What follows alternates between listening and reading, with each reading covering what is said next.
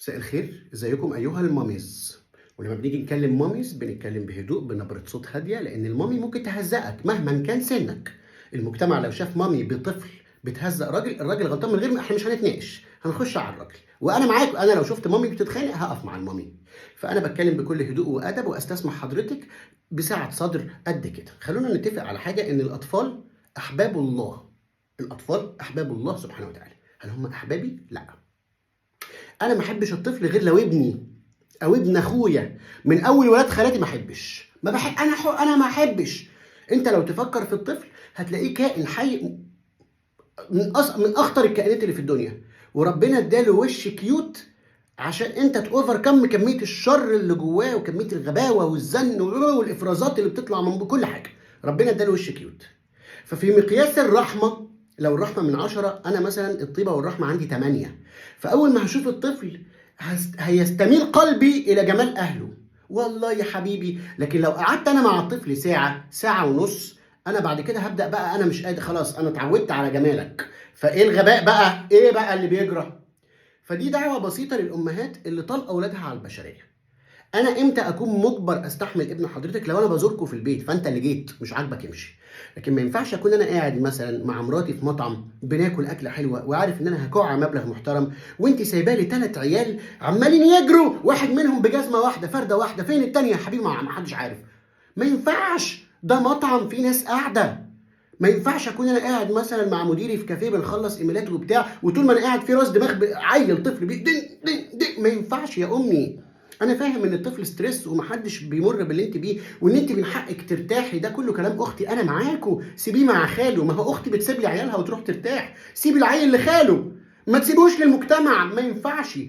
وبالذات بقى الانيل لو الطفل ده من الاطفال اللي هي بتتكلم انجليزي حلو، بتتكلم انجليزي حلو قوي، فانت مزعج ومقرف وانا غيران منك.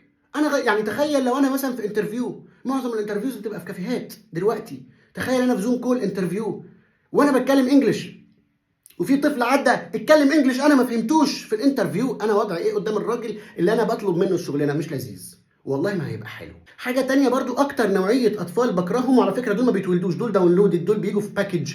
الاطفال اللي بتبقى قاعده في الطياره. انت عايز ايه؟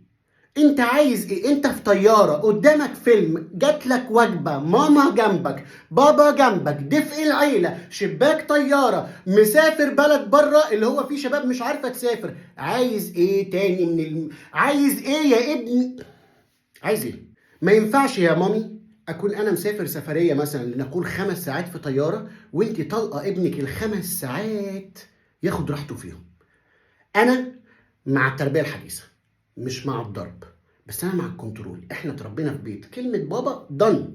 الزن مش هيوصلك لحاجه، زن براحتك، لما تخلص زن تعالى لي. شوف ازاي. لكن فكره العيل يعيط اروح مديله تاني اغنيه في منزل انثى السنجاب دق دق الباب، اديها له في بيتكم مش في الطياره. ما ينفعش انا اكون في الطياره وانا وانثى السنجاب وابنك، مش هينفع. ده غير ان الطفل عباره عن قنبله موقوته كاذبه. اثبتت دراسات انا عملتها ان 88% من الاطفال كذابين. ما ببقاش ضربته بيروح يعيط لامه يقول لها ضربني، وانا بقى بخاف من الامهات. فما تحطنيش في موقف زي ده، بكره هتكبر هتتلاقي انت مش فاهم، انت عيل اهبل مش فاهم. انت عيل اهبل مش فاهم. والجديد بقى الخناقات اللي بتحصل مع اخواتي، انا اخواتي مخلفين، انا لسه متجوز جديد، فان احنا نبقى قاعدين مثلا بناكل كعيله كامله، وتيجي ام كده داخله على اخويا ماسكه عيل من ايده بيعيط، ابنك ضرب ابني. فاخويا مطلوب منه، يعني انت عايزاه يعمل ايه؟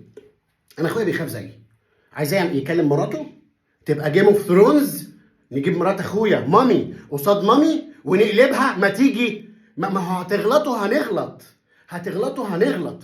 اخويا بيقول لها معلش. يعني ايه معلش؟ ابنك ضرب ابني على قفاه. وانت يا يوسف بتضرب الولد على قفاه ليه؟ ليه ولاد عيلتنا بيضربوا العيال على قفاها؟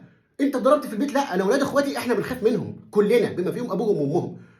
بتضرب العيال ليه؟ ما انت متعلم تعليم. انا اهو شوف، حتى ولاد اخواتي متعلم تعليم كويس، قاعد في مطعم محترم، عمامك وخلانك محترمين، ليه بتصغرنا في وسط المجتمعات؟ وايه قصه الطفل؟ في كائن حي اسمه طفل بجزمه واحده بيجري بجزمه واحده، فين الجزمه الثانيه؟ انا راجل الحاجات دي بتضايقني، انا لما بشوف بني ادم ناقص حاجه كده مهمه زي فرده جزمه بتضايق. كنت زمان بحكم على امه لحد ما بقوا ولاد اخواتي. العيال بتاكل يا جدعان، في فصيله عيال بتاكل فرده جزمه. ده التحليل الوحيد، لان الفرده مش موجوده. بينزل من البيت بيها، بيرجع من غيرها، الفرده اتاكلت، الواد ده كلها. انا عارف انا بقول ايه. فبس دي رساله صغيره لكل مامي، ارجوكي ما تطلقيش عيالك على البشريه. لما تكوني في مكان عام، كنترول ولادك ده نوع من انواع التربيه، عشان يكبر يبقى شخص سوي، عشان يكبر يبقى بني ادم محترم. والله العظيم سيبي عيالك واطلقيهم لو انت في قاعده في مكان مغلق مع العائله الكريمه، لكن انا كواحد انا ما اعرفكيش، ده احباب الله. انا ما اعرفه، انا بالنسبه لي ده زيه زي القطه والله، وانا عارف ان ده هيطلع تروماتايزد لان انت امه. فانا مشفق عليه، وفي نفس الوقت عايزه يعني انا شايف مستقبل جي بلد بتبوظ في كائن حي عبيط واهبل ماشي شعره على جنب كده بفردة جزمه واحده. حطي نفسك مكاني ارجوكي، رفقا بالناس اللي حواليكوا. شكرا.